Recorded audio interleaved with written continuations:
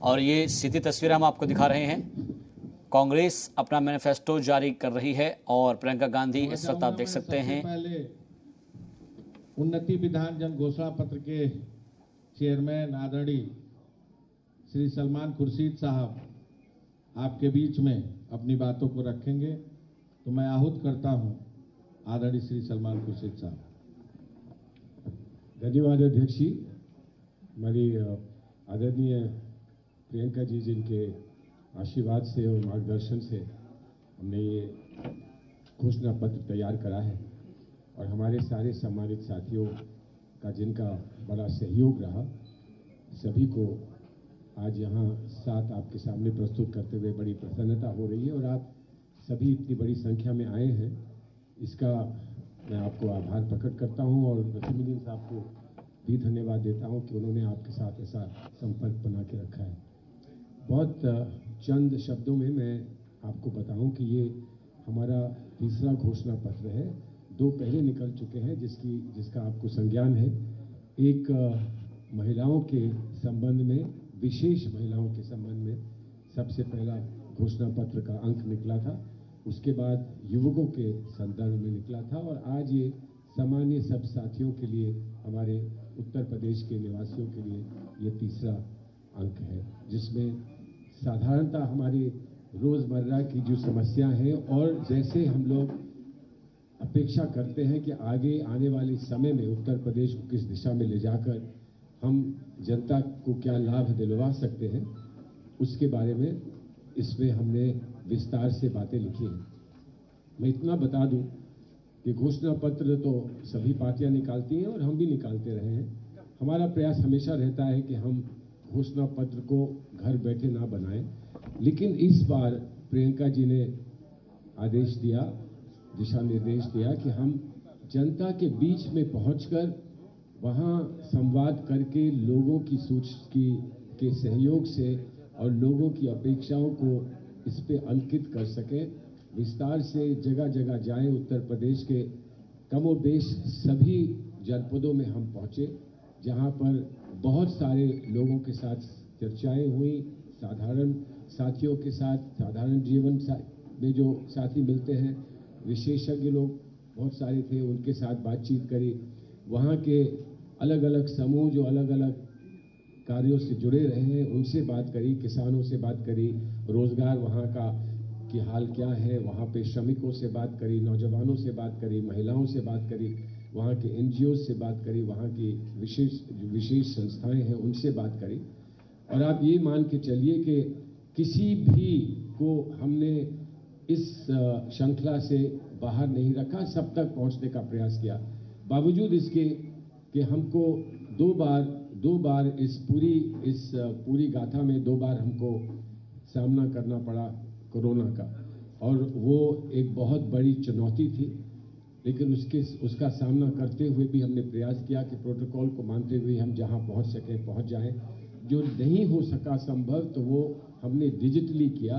विशेषज्ञों से हमने बहुत दफ़ा बात की, विशेषज्ञों से हर क्षेत्र के विशेषज्ञों से बात करी, स्वास्थ्य के विशेषज्ञ जो हैं, शिक्षा के विशेषज्ञ जो हैं, जो अनुभवी लोग समाज सेवा में हैं, उनसे बात की। और अंततः हम ये मानते हैं कम और बेश हम 1 लाख से ज़्यादा लोगों तक पहुंच सके। उनके माध्यम से और कितने लोगों तक हमारी बात पहुंची और उनकी बात हम तक पहुंची, इसका आप अनुमान लगा सकते हैं। तो इसीलिए ये सत्य में, सच्चाई में एक जन घोषणा पत्र है, जनता की अपेक्षाओं के बारे में। ये जनता की जो सुझाव हैं और जो उनके अपने सपने हैं, उनको कैसे साकार किया जा सकता है, ये संवाद से हमने निकालने का प्रयास किया है। और मैं उम्मीद करता हूं कि दूरगामी जो सुझाव इसमें है उनका, और जिसका उल्लेख अभी प्रियंका जी करेंगी, दूरगामी सुझाव इसमें महिलाओं के संदर्भ में जो हमने शक्ति विधान निकाला है और जो भर्ती विधान हमने युवकों के लिए निकाला है, उसके साथ साथ इसको भी लोग स्वीकार करेंगे, इसको समर्थन देंगे।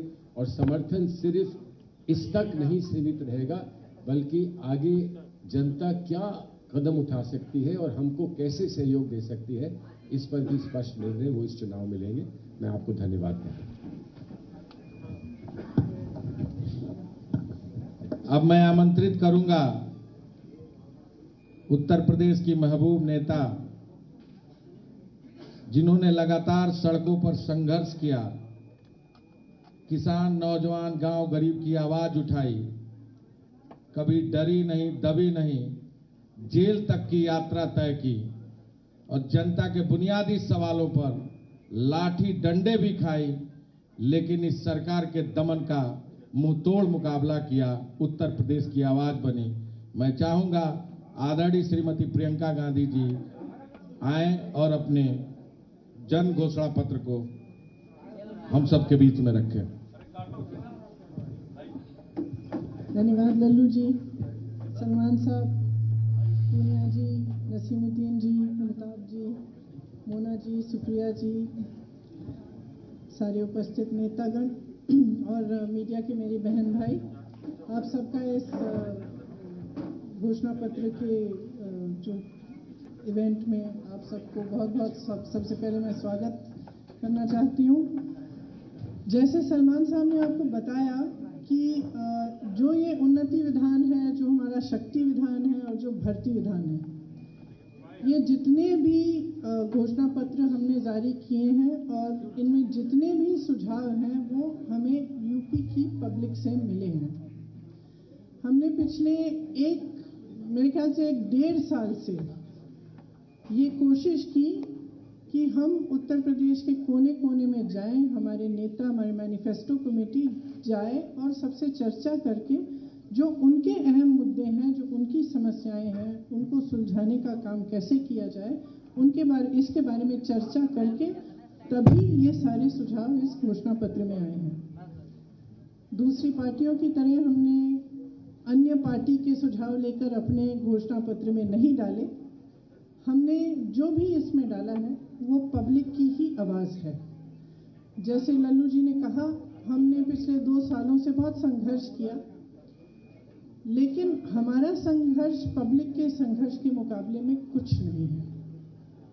जो उत्तर प्रदेश की जनता आज संघर्ष कर रही है, जितनी परेशानियां को वो झेल रहे हैं, वे आप बहुत अच्छी तरह से जानते हैं।